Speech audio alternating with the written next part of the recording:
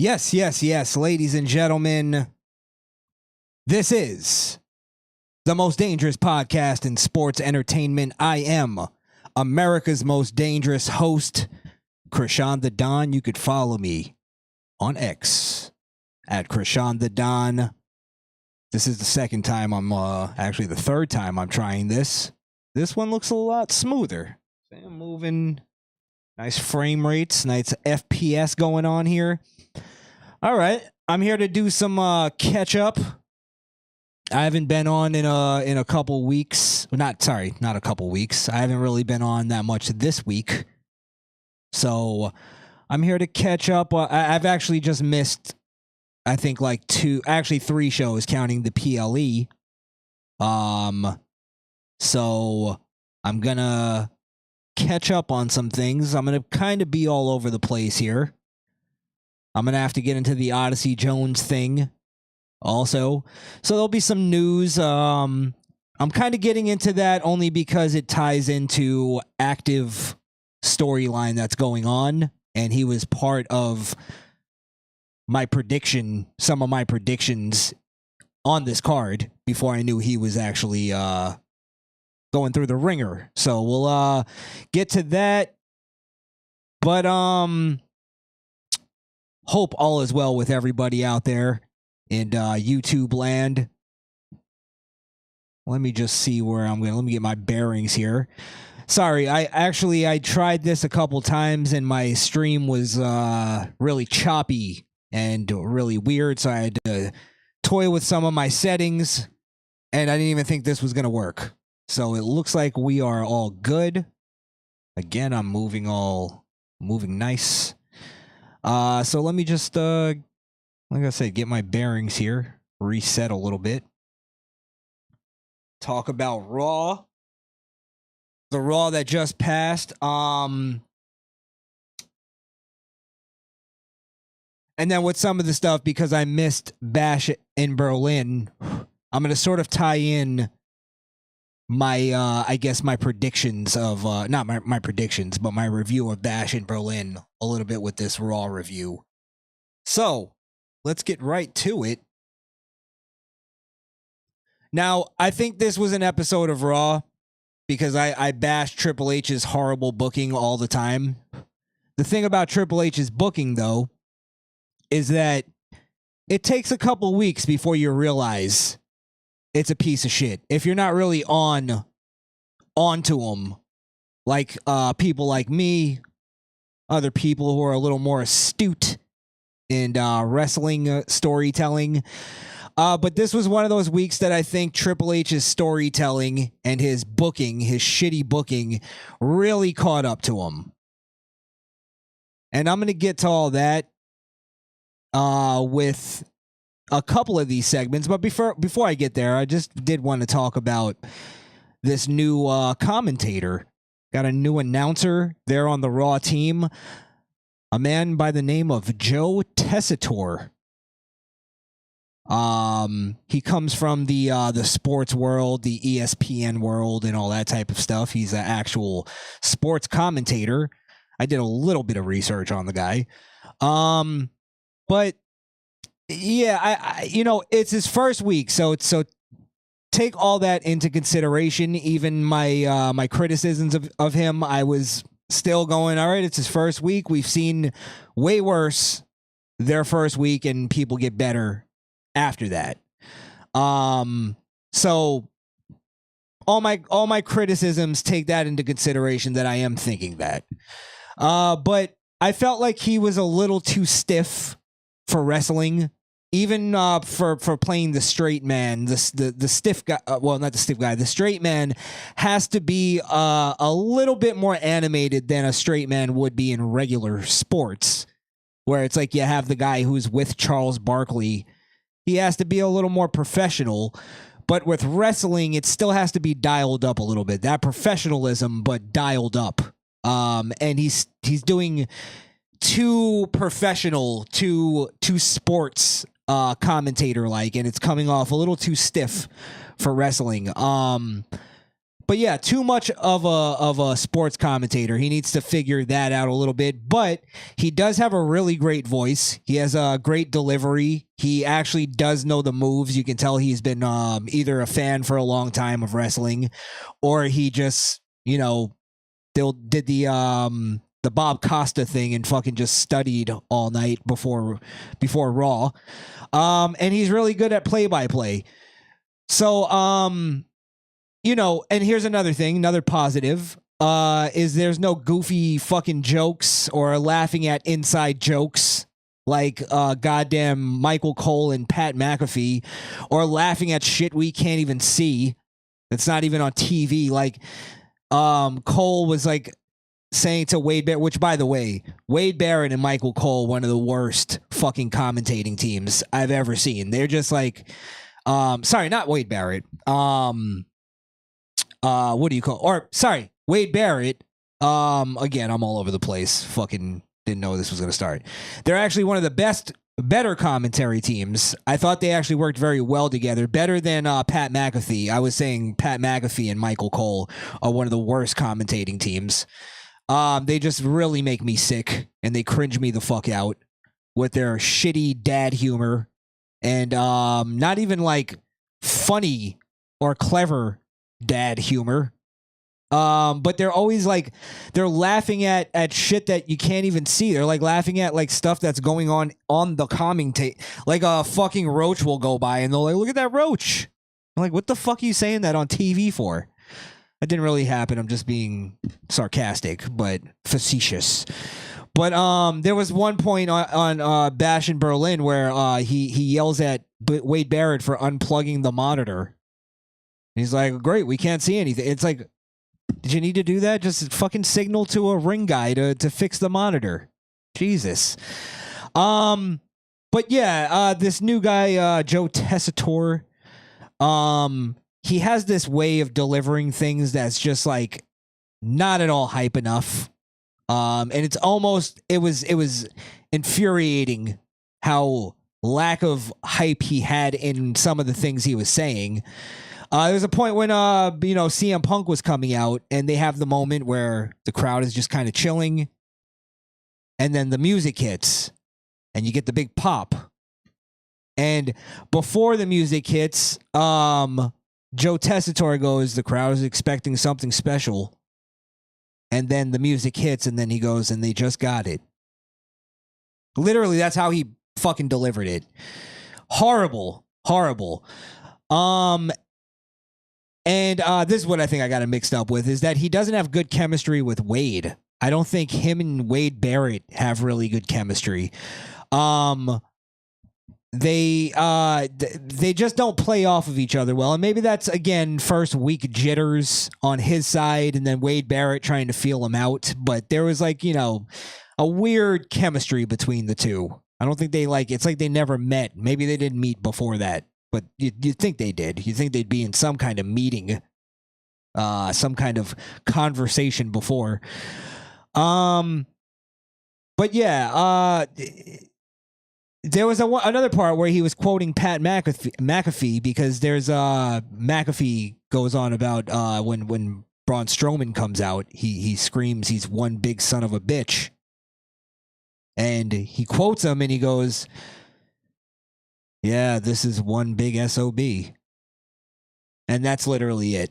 So he did start picking up energy towards the end of the show. But maybe there's some potential there, but it could be one of those things that he ends up not staying for long. Might not be a good match, but we'll give him time. All right. Oh, by the way, did you know backstage announcers are now called reporters? I noticed that. They show a graphic now of all the ring crew and all that shit. And they're called reporters, which I don't mind. They're kind of reporters. That's what they're doing. Okay, let's get to this. Because this is where shit really started to piss me off.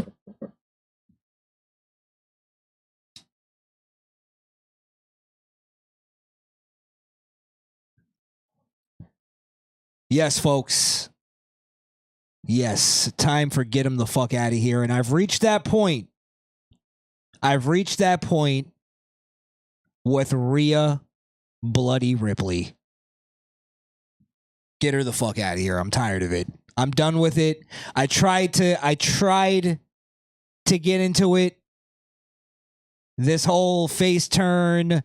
But again, it's just like there's a point where the retconning and the fucking gaslighting that they're doing with the storytelling gets to a point of like, okay, I could suspend disbelief to, all right, if I suspend disbelief, I'm a fucking retard. And I refuse to do that because that means they're insulting my intelligence. Again, this is the week in Raw, and I said it before. I'll just reiterate: Triple H's bad booking and bad storytelling only lasts, or it takes a couple weeks before you realize it's bad, and this week is that week where I think his storytelling finally caught up with him, where it's like, oh shit, this is starting to fall apart. It's starting to crumble. And in a couple of these storylines, you're going to see that same pattern. And this is one of them. This whole thing of Rhea Ripley coming out pretending that she's some kind of fucking babyface in this whole storyline is getting past the point that I could endure it. There's a point where she comes out and Wade Barrett says there's a certain glow that's returned to Rhea. Again, she more retconning in this fucking storyline where it's like, when did Rhea ever fucking glow to begin with? She's gothic, for Christ's sakes. Like, what are we talking about? Again, last week we saw Rey Mysterio comes out and basically is trying to convince his son that he was better off with Rhea Ripley, the woman that tore his fucking family apart.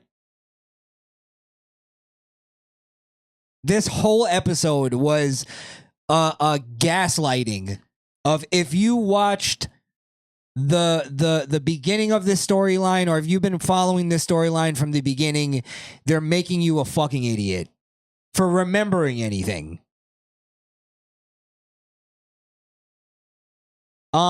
This whole thing too of the Jey Uso, where it's like Jey Uso now is acting like he's like, you know, in love with Rhea, or they had some kind of like real feelings for each other. And now that Dom is out of the way, he and her can actually flirt and be together.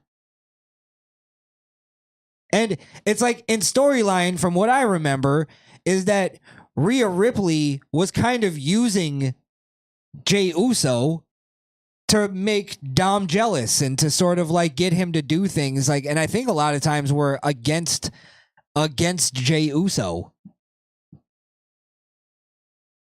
Again, show me or tell me in the comments, what redeeming qualities does Rhea Ripley have in this storyline that makes her the babyface? Again, she hasn't shown any remorse for her past behavior. She used everybody that was around her because she was a heel. That was what she was supposed to do. She was a user. She treated her friends like shit. She treated her boyfriends like garbage. She was flirting and still is flirting with a married man. And it's okay for you to say that because they have acknowledged that Jey Uso is married to Naomi on TV. Again, but if you remember that, you're a fucking idiot. Triple H books for goddamn retards and goldfish. She's not the babyface in this. This whole thing is a giant fucking gaslight. Now, if Rhea Ripley went around and said, hey, listen, Ray, you know, I'm sorry for what I did. I got caught up in the moment. Something. Something for then Ray can go, I see Rhea, you're not as bad as I thought. It's actually Dom that was the problem. That would be good storytelling. That would be better storytelling. Like something of like where, okay, now Ray coming out and saying that to Dom would have made sense. Even acknowledging to Jay, and they have this whole thing where they haven't shown them actually like have too many interactions, Jay and Rhea on camera. It's more of this like, insinuated thing. Kind of a lot of innuendo going on. But yeah, I just don't I don't feel it. I really don't feel it. I don't understand it. I don't get it. I don't get the crowd. And I well, actually what I do think it is what I talk about all the time. It's the ideological divide that's going on in the world. And wrestling has not escaped that. The whole thing with this ideological divide, really the crux of the entire thing. And it comes down like politics is part of it. That's where it's really like affecting us most, I would think. But at least these days it is. But I think it comes down to just like, your everyday life. And that's what entertainment is supposed to sort of like reflect or actually capture something that relates to you. And really what should relate to all of us is that there's good and there's evil. And those lines, the gray that is, with the in between those lines has just been sort of expanded more and more and more to the point where it's like, who the fuck knows what good and evil even is, even when it comes down to just wrestling? Like, that's the point of it, is there's good versus evil. It's supposed to be very, it's supposed to be black and white. And that could be partially because of the Attitude Era added the gray area. But I think the gray area in the Attitude Era was very narrow. It was still quite narrow. We still understood, like, at least the motivations of somebody doing something bad, or they at least gave us something to like be able to go, all right, well, turnabout is fair play or something. Or it's like Austin was a very gray area guy. Probably one of the biggest gray area baby faces ever. Where the point was like he could literally just snap on anybody and you didn't know who. He could stun a baby face and still get cheered. So with Austin, the good evil thing was kind of blurred, but there was still a thing that we knew what Austin was. We knew what he sort of stood for. We knew what he would take and not take.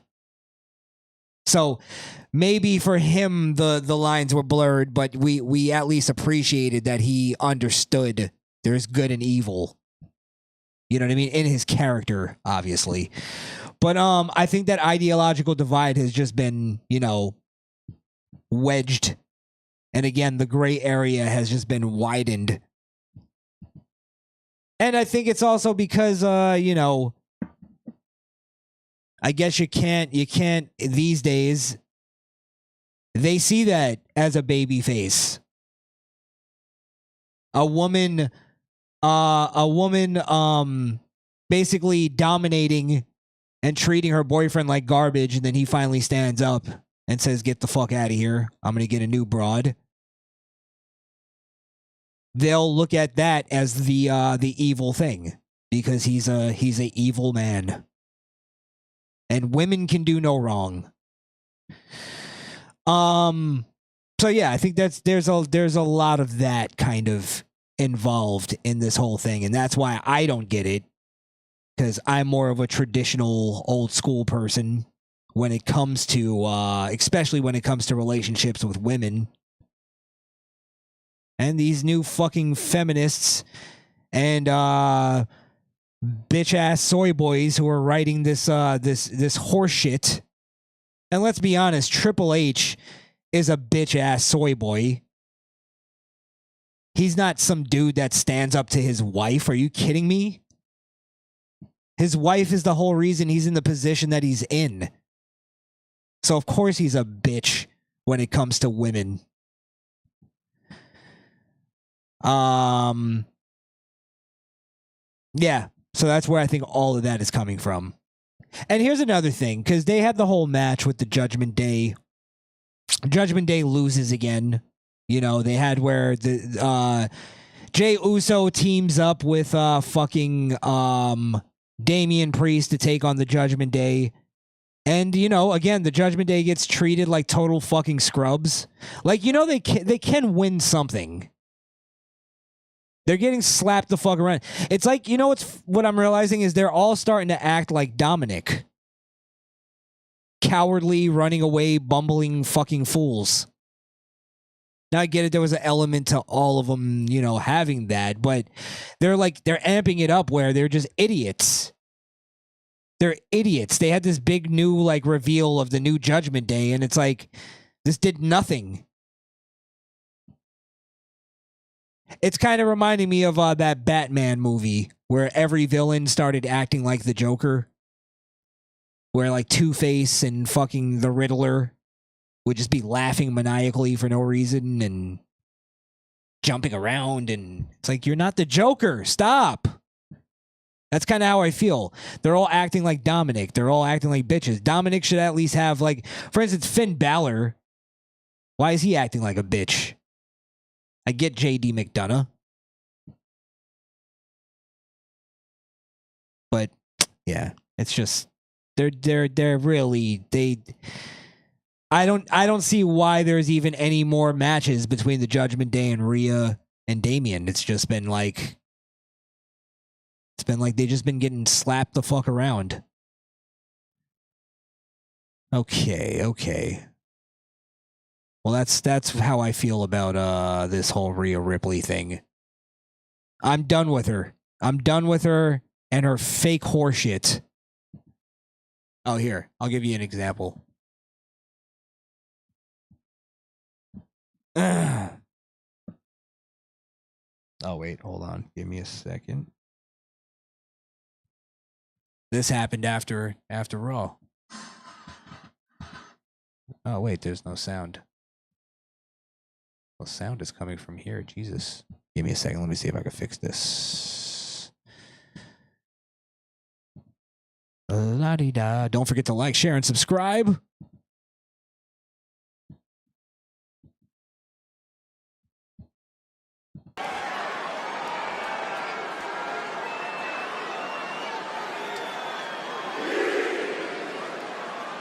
Ugh.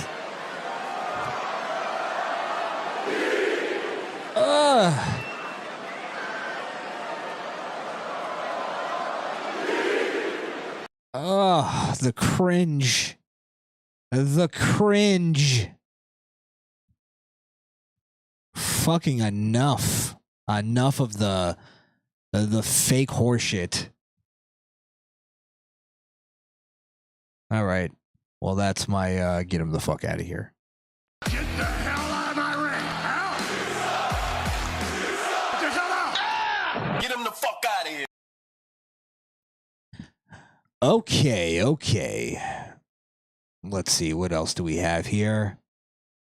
Uncle Howdy cut a little promo. You know what? Let's make this the promo of the week. Fuck it.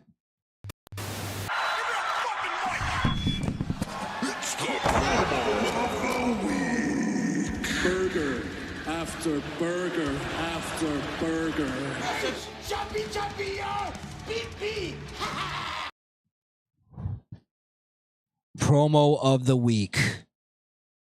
And this week's promo of the week, Uncle Howdy cutting his first live in the arena on a live mic promo.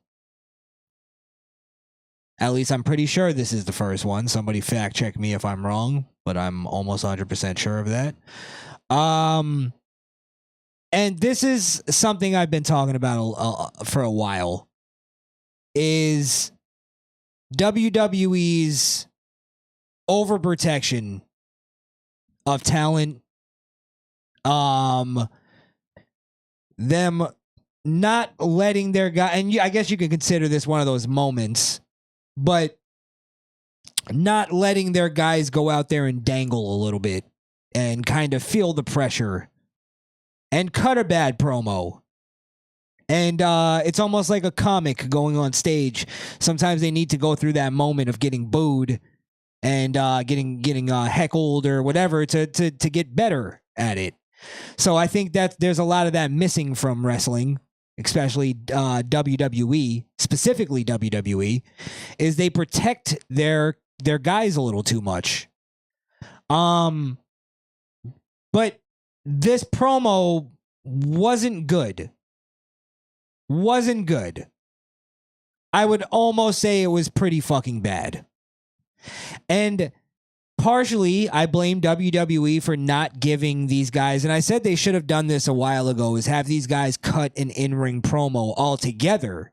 So that way they get to develop their character a little bit more on a live mic, outside of these pre-recorded packages that can, protect them and hide their flaws and hide their weaknesses. Where you, like, for instance, why hasn't Joe Gacy cut a promo yet? Like, why not just let him be the goddamn mouthpiece? Bo's all right. Bo's not bad, but he needs to develop this character a little bit more. And again, if you noticed, every time they've had Uncle Howdy actually speak, they have him in a pre-recorded package, and he has a certain voice. He has that hello, I'm Uncle Howdy, like that slowed down, chopped and screwed voice. And I mean, there's ways to do that actually in on a live mic, but I guess they just didn't want to do it. They wanted to give him a little thing to outside of the effects, I assume. Let's have him cut a promo. The promo was just, it was rambling nonsense. He was like, semi-crying through it. It was like he was trying to do the Bray Wyatt laugh kind of thing, and it just didn't really work. He was, rambling nonsense, like saying, the path is in the void now. My path is in the void now. The silence is deafening. Oh, that's clever. Never heard that one before. And it was like, it was so cryptic that I was just like, I didn't even know if he accepted the match, because Gable, challenged him to an 8-man match with the entire Wyatt Six. So it's like, you didn't even know by the end of it. Did he even accept the fucking match? Like, could they have just like put something a little more obvious for us? Maybe I'm just, maybe I'm just stupid. Maybe I wanted spoon-fed to me. I don't know. You could say all you want, but I just didn't get it. I didn't get it. And I didn't like the delivery. I just don't know where to balance that. If it's Bo Dallas not being able to pull this off, or if it's WWE just not giving him the time to develop this character. And I'm talking in in front of a live audience on a live mic, that kind of thing. I think he should have been cutting these promos already. They've been dragging it out a little too long. But again, I could do it on the flip side and give them credit and say maybe this is their moment of doing that. And I guess we'll see if they just return right to live, or return right to packaged videos, or if they put him back on the mic anytime soon. And if they put him back on the mic in front of a live crowd again next week even, I'll respect WWE for that, because it's them pushing Bo Dallas. All right, get better. Go out there and keep feeling that heat until you get it, or until we get rid of you. Until this whole thing finally blows the fuck over. Or we just make Joe Gacy your mic man. And that's another thing. I really want to start hearing from these the new guys, Gacy and Dexter Lumis. Like, they need to start telling us more about them, or having them again cut promos or do something, deliver a message. It's the same thing week after week with this Wyatt Six. Lights go off. We jump somebody. We cut cryptic promo. Stand by the lantern. Blow out lantern. Lights go off. End of segment. Okay. Again, just Triple H. Triple H. I'm gonna bash Triple H all night. His booking and on the Wyatt Six, it's starting to catch up. Starting to catch up with him. Until they figure out some kind of way to further this storyline. If they don't have it figured out already, they need to pull the trigger. Like, I want to know, why did Joe Gacy and why did Dexter Loomis join the group? Like, what's their motivation beyond we're looking for a new family? Give us something. How do they meet Bo Dallas? That's what I'm saying. They don't tell us any of that shit. And then they'll just have them start wrestling normal matches without ever telling us any storyline. It's like, just look at the cool effects. All right, the same effects you've been fucking using for 3 months now. They totally dropped the what's in the box thing. That was only cool for 2 weeks. Yeah.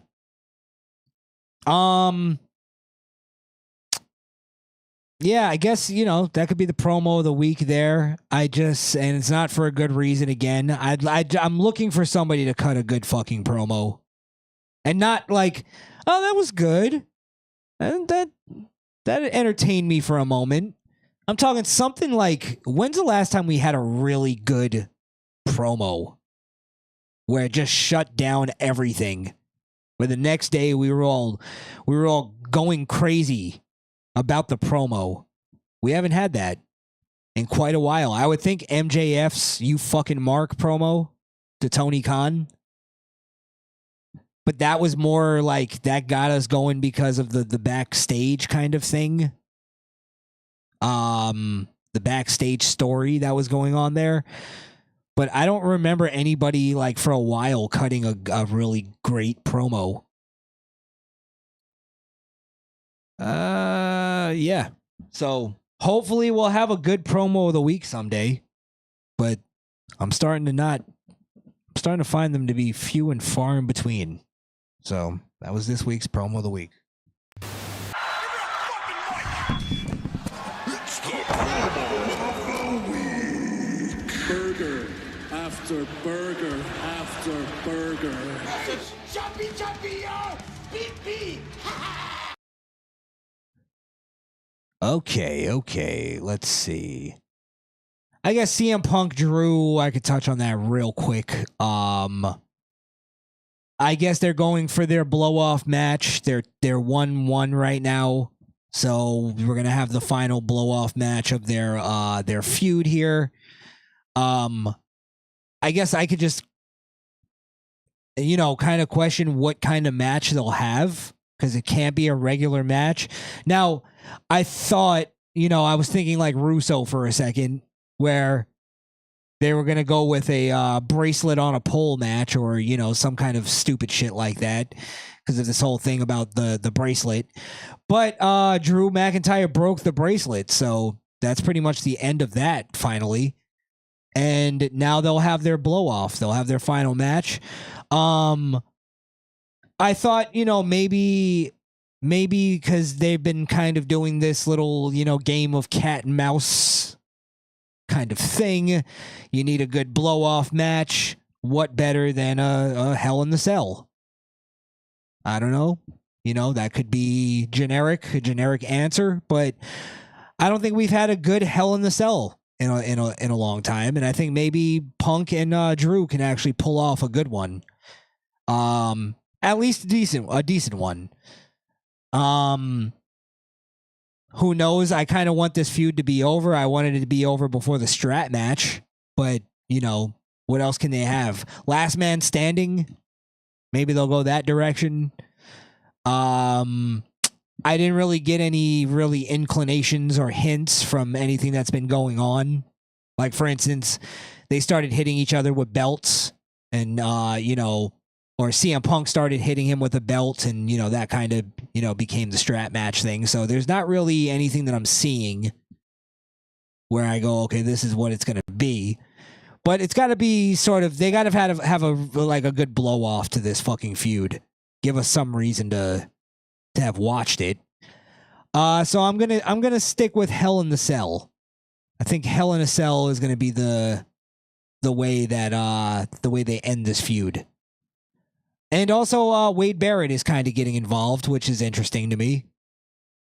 That might be the only thing that gets me like going, all right, let's see what that leads to, but it's probably not going to be anything. But yeah. Well, yeah, I think it's going to be Hell in the Cell. We'll leave it at that for CM Punk and Drew. I won't have to spend a lot of time on that one. Gunther versus Randy Orton. At Bash in Berlin. Well, Gunther came out on Raw to cut his victory promo, basically explaining that, you know, he only said all those things about Randy Orton being a fuck up just to, you know, motivate Randy Orton to be the best version of Randy Orton that he could be, and that he can have the claim that he beat the best, greatest version of Randy Orton ever. And I thought he made a good argument. Again, Gunther, I get it. He's not that, you know, amazing on the mic, but I think he makes his points very well. So I think I got it. I understood what he was saying, and it made sense. And it's actually a really good victory to have. Now, the match itself, I felt like was a little too dominant on Randy's end. I thought they tried to do a stronger version of the King of the Ring where Gunther kind of pulled it out. But yeah, I thought Gunther should have been a little more. I can't use the word decisive because Gunther did win with a choke out, so you can't really get any more decisive than that. But it did come off a little bit of a desperation move, and I think Gunther should be pushed a little bit better than that. But yeah, I think it felt like at Bash in Berlin that they really made Gunther, especially because he was in front of his hometown, his adopted hometown, because he is Australian. I almost said Australian like a fucking idiot. Austrian. He's Austrian.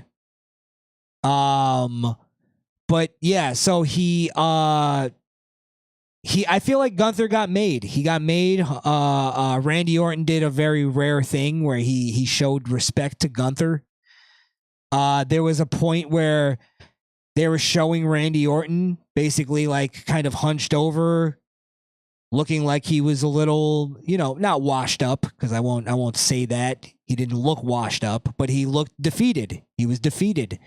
And Cole specifically says while they're showing Randy Orton on camera, Gunther is the future. And they didn't want to say it, but it kind of insinuates that Randy is the past because they're showing him looking defeated on camera. So it was a good way of doing that without having to, you know, take down Randy Orton. They're very protective of Randy Orton, extremely protective of Randy Orton. And Randy Orton's at the point where I think he could start taking these losses, and it doesn't hurt him. Doesn't I mean, he was pretty well over in Germany, and he was going against the hometown hero. So him also shaking Gunther's hand at the end, it was showing respect, and it was putting Gunther on the map. Having a legend show respect after him beating him, and Gunther standing, you know, strong and victorious, and letting them do the Gunther is the future, Randy Orton is the past. His time is over. His time is up. And it could have been one of the last times Randy Orton gets a title shot. I don't know if he'll ever. Well, I don't know how long Randy Orton has. I think he just signed like a 5-year deal or something like that. I know a couple of people did. But I assume Randy Orton may be on the tail end of his career. He may be getting ready to wrap it up pretty soon. But yeah, the victory promo on Raw gets interrupted by one Sami Zayn. and he challenges Gunther to a title match. And I like this thing that Gunther did where he builds him up. He kind of even compliments Sammy. Says, I love that you're a fighter. I respect that you came out here and challenged me. So to your challenge, I say no. And lets us all down. Cock teases us. Gunther does. And then Sammy brings up you know, a good point, a good argument, and says that he's the only one to have beaten Gunther, which he did. He beat him for the Intercontinental Championship, and he makes a pretty good argument that he should be the number one contender, and a somewhat convincing argument that he could win, even though it's not going to happen. But he sold it in the way that you go, okay, he is the only one to have a win over Gunther. Now, it's only a good argument because Triple H is a shitty booker. Because really, if you're looking at your entire roster, and logically, the only thing you could come up with is that Sami Zayn is kind of the next logical guy in line. He's the only one to have beaten Gunther in what, like maybe a year or two or something like that. I think he had it for, he had the Intercontinental title for 666 days. So that's almost 2 years, but he basically is one of the few people to have a victory over Gunther, so it's logical. But going back into this shows you that Sami Zayn wasn't the guy to take that title off of him.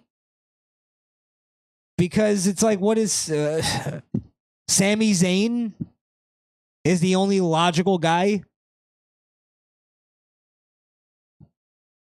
So, yeah, I thought Sami Zayn did a good job in this promo. I thought Gunther did a good job in this promo. But again, the storytelling is just garbage. It's stupid. It's lackluster. It makes you go, yeah, you're fucking right, but I don't like it. I don't like it. Give us something new.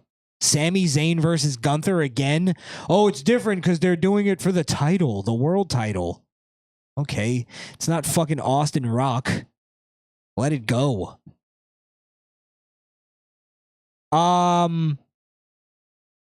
So yeah, that's that. We're gonna get Sami Zayn versus Gunther at the next pay-per-view, the next PLE. That should be fun.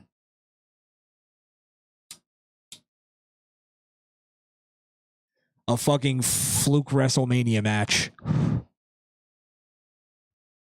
Okay. Let's see. I do got to talk about this Dragunov thing here. Well, Dragunov and Dragon Lee had a real barn burner, as they call in the backyard wrestling. Fucking indie shitty companies. AEW as well. Here's the funny thing, because there was this sequence that happened with Dragunov and Dragon Lee, where it was one of those kind of like rushed, really, let's do this really quick sequence. And it's going to look really cool. It's like Circus Olay. We're not going to sell anything. We're going to do 3 or 4 fucking super kicks to the face, and Insiguri. I'm not going to sell it, and then I'm going to bounce off the ropes and do a goddamn Canadian Destroyer or whatever the fuck. And then you bounce off the ropes, then you do a Canadian Destroyer. But what about selling? No, we don't have to sell anything. Just completely fucking ruin it. It's the wrestling that makes me embarrassed. If I ever watch it with like a non-wrestling fan, I'm embarrassed to watch it. Also, worst of all, no storyline, no storytelling with it. But yeah, I saw a lot of AEW fans making fun of this spot, which it just doesn't make sense. They're in no position to fucking make fun of it. And what's funny is they're making fun of the wrestling they like. That's the point that people like me are making, is that it just proves that even though you're making fun of it, you're making fun of the shit that you defend all the time. You're just not you're not defending it because it's not AEW. You're proving your goddamn point. And it proves that this indie backyard bullshit wrestling doesn't work even on the biggest stage of them all. WWE. It bores the fuck out of people and it loses people. And it's funny when AEW fans make fun of it because they're like, "Oh, is this what you're saying is different from AEW?" And it's like, no, that's what we or what I say all the time. Let me speak for myself. Is that I don't want WWE to do this, but for some reason they still cater to you fucking idiots that like that type of stuff, that don't like it because that only like it when it's AEW, and you're gonna make fun of it just like I do when it's WWE. At least I'm consistent. I make fun of it no matter where it is. So it shows you that these people really don't even like the type of wrestling they watch. They think it's bullshit. They don't even get it. They only get it when it's guys they like. Which shows you it's just political nepotism. It's bullshit. And really that Circus Olay type of wrestling only works if you do it perfectly. And even then it doesn't really like work. It's just like kind of cool for the live audience, because you're seeing people flip around in front of you. It's like the same thing of when you see somebody do a kickflip. It's like, oh, that's cool. That's cool. It's high risk, low payoff.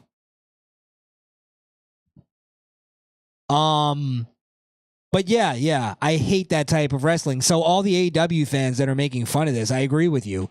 That type of wrestling fucking sucks no matter where it is. Could be AEW, the shitty shit that you watch, or WWE, the shit that I watch but I skip through because I'm fucking sick of it. Watching dudes wrestle for no goddamn reason. I'm not a retard. You know, let me tie this in because there was two other things that I felt like had the same kind of vibe. Cody Rhodes versus Kevin Owens at Bash in Berlin. Decent match, I guess. I don't even know how you judge these fucking things. They worked hard. Is that what we're doing now? Like they busted a sweat. Okay, sure. Doesn't everybody that's in the ring?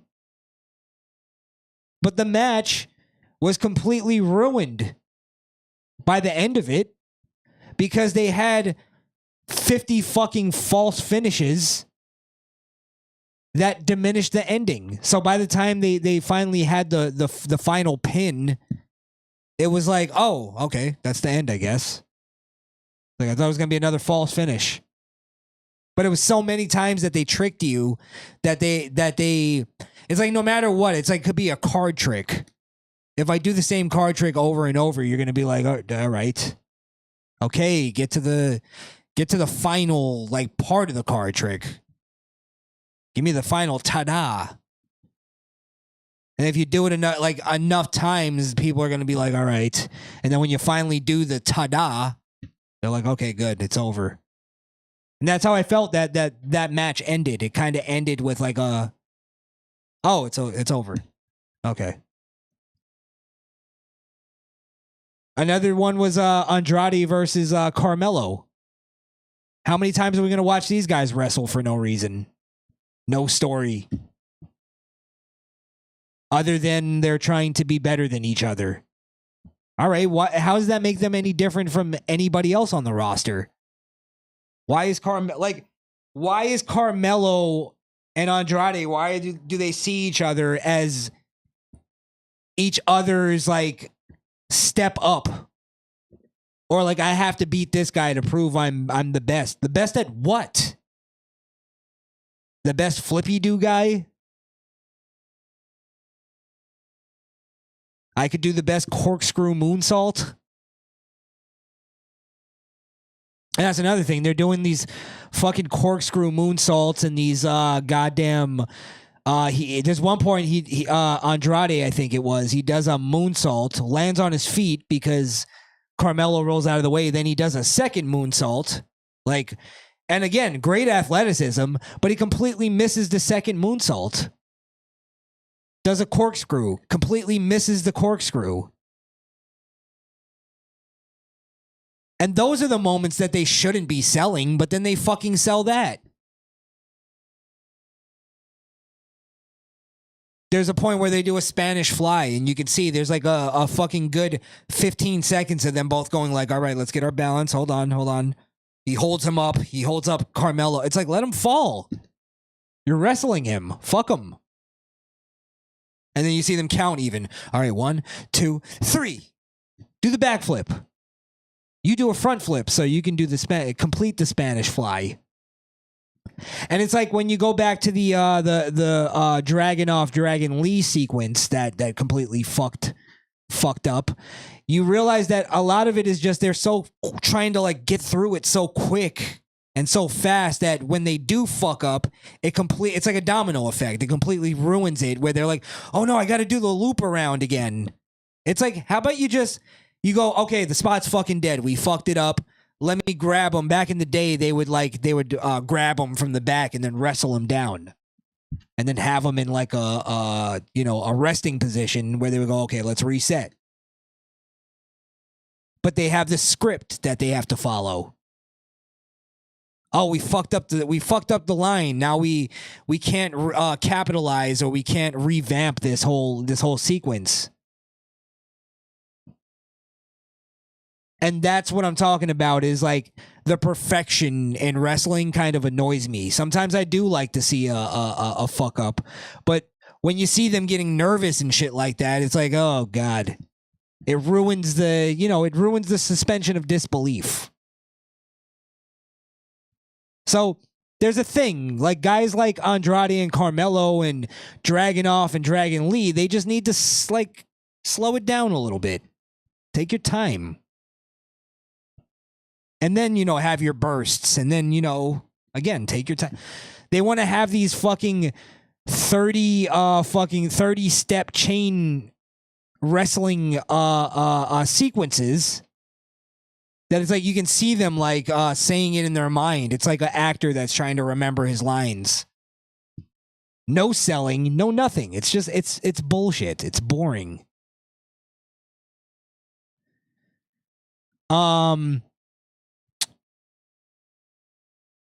Let me get to the next thing, which is, again, another situation where Triple H is booking, and I said this last week. I called this last week. Now, I'm not saying that I'm completely right. Bronson Reed. I said last week that Triple H has this problem. And it kind of goes into what I'm saying here. The whole night I've been saying is that Triple H this is one of those episodes of Raw where Triple H's booking, his bad booking, catches up to him. Like, he's good at kind of like juggling it for a couple weeks, and then he drops the fucking balls. And I'm starting to see the cracks in this Bronson Reed thing. And I've been really high on this Bronson Reed build because, again, I thought it was like completely out of left field and they were doing some really destructive shit with him. And it was, past 4 weeks have been pretty cool with Bronson Reed. They made it to the point where he's over to some degree. And that was a credit to Triple H. And last week, it's funny because I said Triple H is always good for the first 4 weeks of booking with stuff like this. He'll book it really well for the first 4 weeks, just like the Wyatt Six, just like, what else? Braun Breaker. There's like good 4 weeks of booking, and then he drops the ball. Bronson Reed had 4, maybe 5 solid, I think it was 4 solid weeks of booking. And this week, they just really, fucked it up with this whole thing with Braun Strowman kind of selling this injury angle, but it fell flat to me. And I felt like it kind of took away from what they've been doing with Bronson Reed. And I feel like he wasn't even on the show, if I remember correctly. But if they were selling the injury, fine. I'd be fine with it. If they did the whole thing where Braun Strowman is like, hey, I'm cleared, put me in the match, I'm still fine with that. Braun Strowman selling the injuries the entire match, I'm fine with that. Why the fuck would they have Braun Strowman win the goddamn match? Why wouldn't they use that why would they even have him selling the fucking injuries then? If it doesn't cost him the match or cost him something. There's no consequence to it. Then that way we can go, oh, well, now he's going to be pissed off at Bronson Reed for fucking him up and costing him this match. Where do we go with this? He's in the fatal four-way and then that cost it, maybe? That's where it's costing. Again, I had the same problem last week with this whole Xavier Kofi build, and we'll get to that later because there's some controversy going on. But I was like, why wouldn't they, if they're trying to build to these guys separating, why wouldn't they have them actually both win their triple threats and then somehow cost each other the match? Or somebody, Kofi cost Xavier the match in the Fatal 4-Way. That way we have a reason why we saw them both in matches in 3-ways. And then there would be some kind of payoff to that whole night. It'd be like, okay, there's progression here. But no, they both just lose their match, and then that's it. Now, that could tie into the controversy that I'm going to talk about later. But, yeah, there's just no, I guess this may tie into the 4-way. Maybe Bronson Reed comes out and attacks him, but I thought it would have been stronger if it was that the injuries that Bronson Reed caused to their monster, Braun Strowman, that would have been more effective. But maybe that's just subjectivity. I don't know. But I feel like that was pretty bad booking. I feel like it was no different. Any of this is no different from, Vince's last few years when he lost touch. But at least he had an excuse. He was fucking 70 something years old. He was in his late 70s, booking wrestling. Of course he's out of touch. I really don't understand where people are saying Triple H is this great booker and this and that. He gives us moments. Yeah, he gives us moments. But in between those moments, it's shit booking. And his moments are usually, oh, we brought back somebody who hasn't been around for a while. It's like cheap fucking moments that they're giving us. And they're starting to run out of those. Or a heel turn or something like that. Like, where is the other, the storytelling that gives us the wow moments? Or the, oh, that's fucked up, he needs to whip his ass moments. It's like we're watching dudes fight over fucking bracelets and high school drama, high school romance. And this is better than Vince McMahon? Triple H really needs he needs to get the yes men from around him. That's actually what fucked up Vince, was Vince had too many yes men around him for a long time. And, stop running away from criticism. And I said it before, that is the bitch in Triple H. And I kind of realized it during this episode when I saw the feminist movement shit that he pushes with their female storylines and how involved he is in the female storylines. It's that Triple H is a bitch. He's a soy boy who fucking worked out and got muscles. But inside, in his heart, there's a little soy boy there because he never stood up to his wife. He let his wife fucking run his life. Look at Stephanie McMahon. You think she's listening to Triple H? Please. Please. She's probably the biggest feminist of them all. So he's too afraid because he has to answer to his wife. That happens with a lot of great creatives. Look at Bill Burr. Look at a lot of the comedians. Howard Stern. They all act like bitches because they got to go, home to their wife and listen to their bitching, and they don't want to do it. They don't want to stand up to them. So yeah, I think that's Triple H's problem. Triple H's problem is he doesn't have a. He's been pretending to be a man, pretending to be a tough guy. Okay, let's see. Okay, I guess I got to get into this Kofi thing. Not Kofi, sorry. Odyssey Jones thing.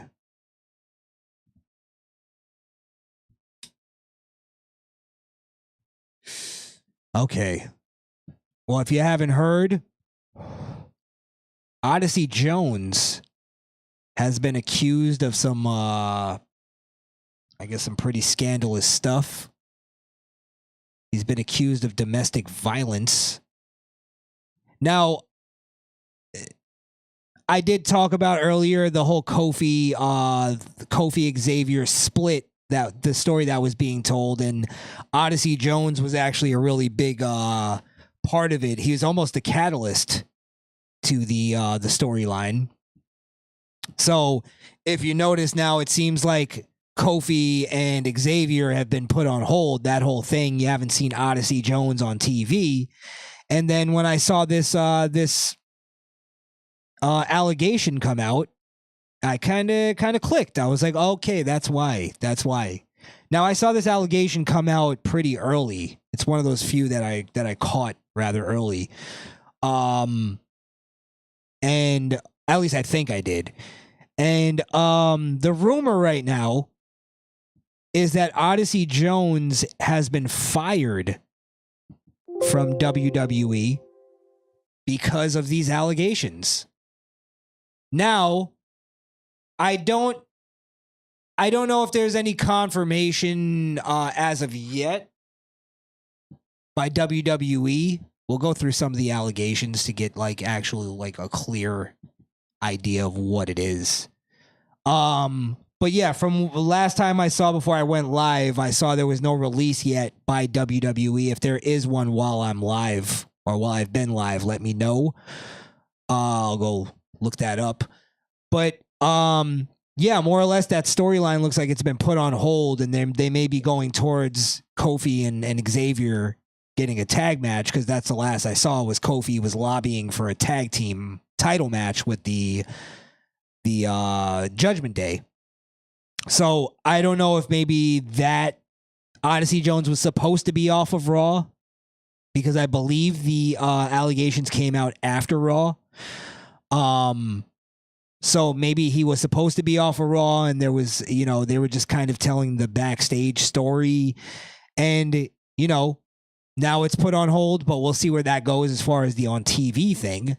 But let's get into the allegations, because I'm sure I almost didn't want to get into this because I don't like getting into the gossip of a lot of this stuff until it's actual law and there's charges that have been filed and all that stuff. That's when I usually get into these stories. But because it tied into, what's going on now, and also because I'm sure most of the bitches that run these podcasts probably go right to,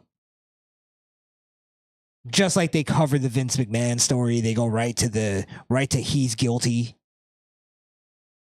But I'm not saying he's not guilty. I don't know is what I'm saying. I don't know if these are just baseless accusations. And I don't know if WWE has fired him yet, because these rumors, I believe, were announced by Brian Alvarez, who is basically, one of those bloggers wrestling bloggers. He's been around for quite a while.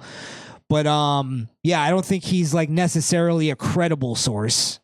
And I do think WWE sometimes these days have been putting out fake information to kind of fuck up the wrestling blogs.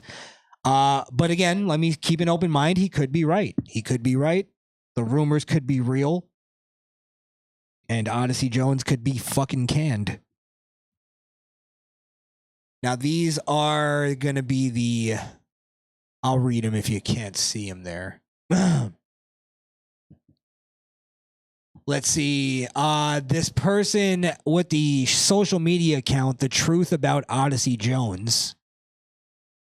The world tweets, the world needs to know the real Odyssey Jones. Says his real name there is a woman beater. I could have died while on vacation with him, and he wants to pretend like nothing happened and try to keep me shut. I guess keep my mouth shut. The mental sorry. Pull that back. The mental distress from your abuse needs to be known. Odyssey Jones is a woman beater and almost killed me while on vacation with him.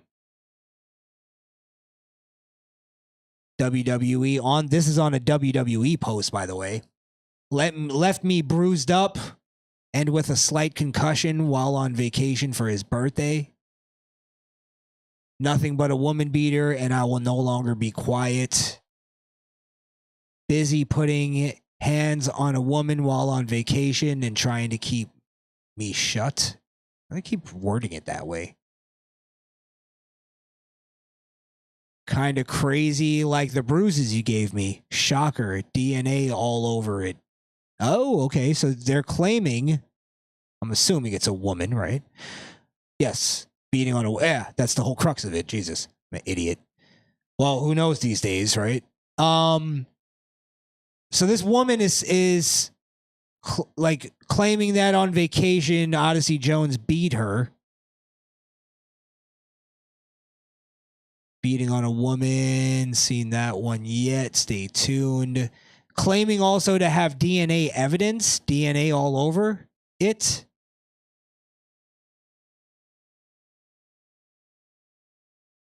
WWE, your boy, tweeting to WWE as well. Your boy Odyssey Jones is an abuser and a woman beater, almost killed me on vacation. It's basically repeating the same thing over and over, which, you know, could be signs that this is maybe somebody who's just mentally ill, or signs that it's somebody who has a you know, credible story that's consistent. There are receipts to prove it as well. So she's claiming there's receipts. I guess maybe police reports, maybe hospital records, medical records. I'm just seeing if there's anything different here. Yeah, nothing really different than just kind of saying the same thing over and over. So that's basically the accusation, is that Odyssey Jones beat this woman while on vacation for his birthday. Again, I don't know. Could be baseless accusations. We've seen a lot of that during the Me Too movement, especially with people who are, you know, going to, like, just about to make it. Sorry, I'm pulling up something here. Yeah, so we've seen that before, but we've also seen some accusations are true. So again, I know I'm fence riding here, and I know I'm not like really, you know, giving you exact answer on what I believe. I just don't know what to believe yet. Now, the accusations are different than, you know, somebody saying, you know, there's been wrestlers who have come out, made their debut, and then, oh, he had some spicy tweets. where he was saying the like jokes about the Nazis or something like that, and it's like, all right, who gives a fuck? Gives a fuck. But it's like, all right, the accusation of domestic violence, that's a whole different thing.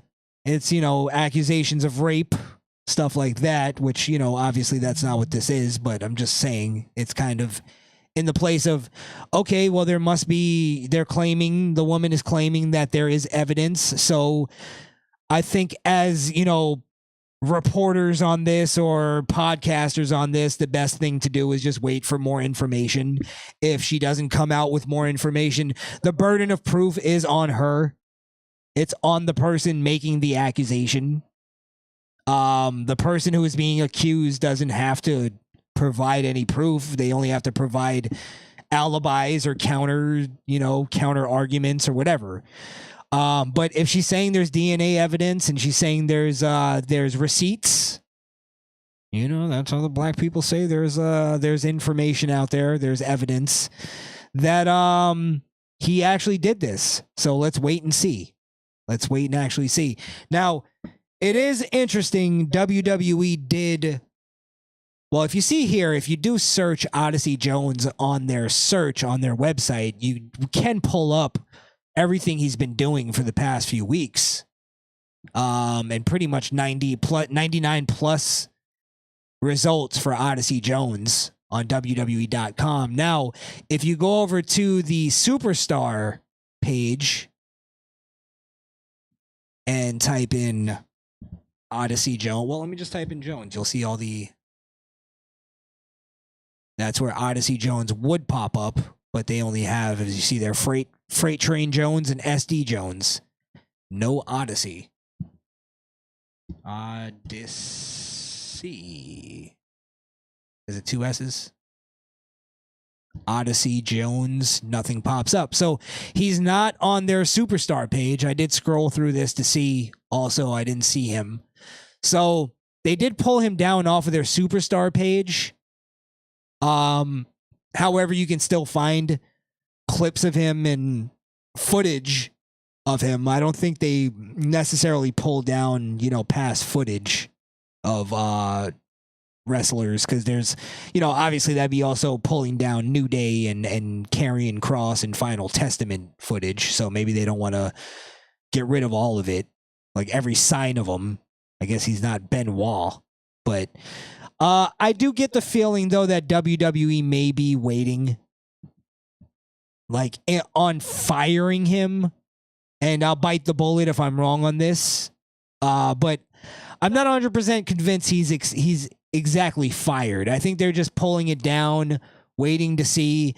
I think this could be another Enzo situation, and I don't mean as in, like, him being innocent, but WWE doesn't necessarily want another Enzo situation where they end up being wrong and Enzo was actually exonerated and they fired him for no reason. Now, I do think they fired him for other reasons because Enzo was kind of a problem, so they used that as the way to get rid of him. However, still not justified. You can't fire somebody for a rape accusation, especially when it's fucking it comes out to be false.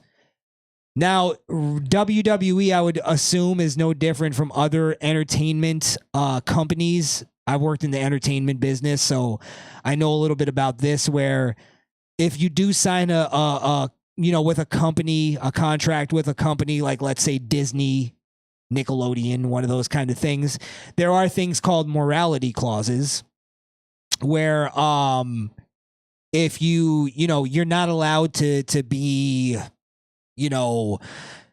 like a Disney star. You'll see if they're even like on social media not doing a Disney thing, they still keep it PG, they still keep it family friendly, they still play the Disney thing. It's like Ryan Seacrest. You'll never catch him not being Ryan Seacrest, not being family friendly. It's because they sign things called morality clauses, where if they're caught, cursing out a child or something on camera, they could be fired from or broken from their contract because they're kind of destroying their image, and their image is part of why they're part of their, part of the company. So, there are those kind of things, and I assume WWE is no different from having morality clauses. So if he is, domestic violence is different too. If he is actually charged with this and arrested, and there is a whole thing there, I assume they could break the contract with just that. So, again, wait and see. That's all we can do with stuff like this. Just like the Vince McMahon thing, it's just a wait and see. And if she starts putting out evidence, and the evidence is looking more and more like, there is no actual like medical records, but she does have a picture of herself beaten up. It's like, I don't know if that's necessarily evidence. There's got to be concrete evidence. I mean, there's been women that have fucking taken frying pans to their own face just to, when the cops show up, it looks like a dude beat them up. So, that is not out of the realm of possibility. But if the cops did show up and there's a police report and there's all that kind of evidence and WWE wasn't made aware of it, which I think was the crux of why Enzo was let go, was that he never made WWE aware of what was going on.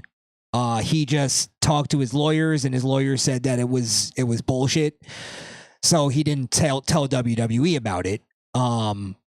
Which is, where WWE kind of flew off the handle and fired him. So maybe Odyssey Jones did tell them, like, hey, there's these accusations that are out there. You do see the person who accused him did at WWE on Twitter numerous times. So they could have seen it from that.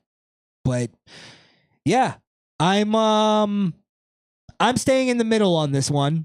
And then the more I'll see evidence, I'll give you my my take on whether or not he did it. If the evidence does come out. If no evidence comes out ever, or within a reasonable amount of time, I'll just honestly believe that there is no evidence, because you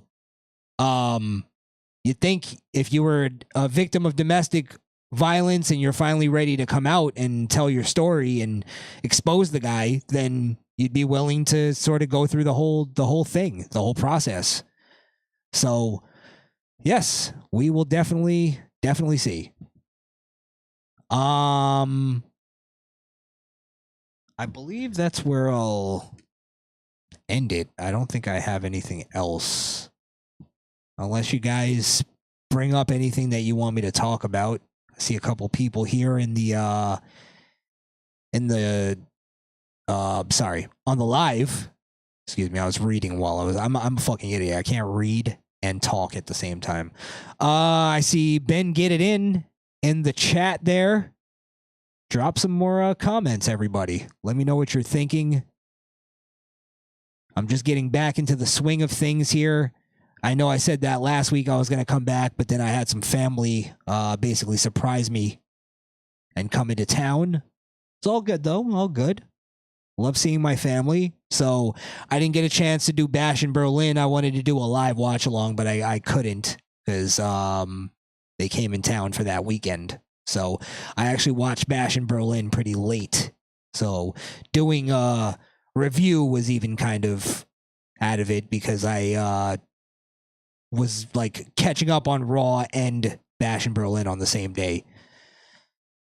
So that's kind of where I'm at. I don't